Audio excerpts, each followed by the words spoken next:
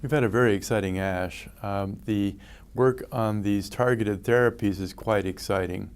Although they're not being introduced for the first time, we're coming to understand how best to use them in treating patients with chronic lymphocytic leukemia and also lymphomas.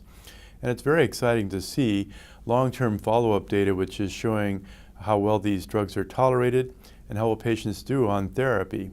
It's clearly been an advance that we're all very excited about. One of the aspects that we've been able to discuss at this meeting is also the work done on understanding what are the mechanisms whereby patients may develop resistance to these drugs. I think it's a very important work so that we can now begin to understand what type of patients might be those that might be at higher risk for developing resistance. And what's clear is that some of the risk factors that we considered so important before are falling by the wayside. For example, we all should know that patients who have deletion in the short arm of chromosome 17 are at increased risk for having a poor response to conventional chemotherapy. With the newer targeted therapies, the outcome is by far not so bleak for these patients, as they can respond as well, sometimes as well as patients who do not have that genetic lesion. And it's also particularly noticeable for patients who have a deletion in chromosome 11, which is typically associated with a very short time of being in remission after chemotherapy.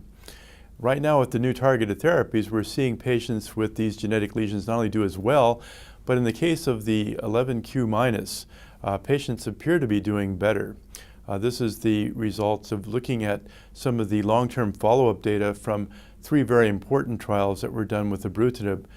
First, the RESONATE trial comparing ibrutinib with ofatumumab, showing ibrutinib was superior to ofatumumab in terms of the progression-free survival of patients, but also the HELIOS study, which showed ibrutinib combined with bendamustine and rituximab, and then later the RESONATE follow-up study, which was for frontline study of patients who are age 65 and older treated with ibrutinib versus those treated with chlorambucil. Again, that study showed a superiority of ibrutinib over conventional chemotherapy such as chlorambucil, and allowed for the registration of ibrutinib for use in frontline therapy for patients with CLL. What's clear though is if you look at the data and how patients fared, some of these genetic lesions that I mentioned to you before are actually coming to be not so much a bad risk factor after all. I've always advocated that a patient doesn't have bad disease or a bad prognosis. All they have is bad medicine.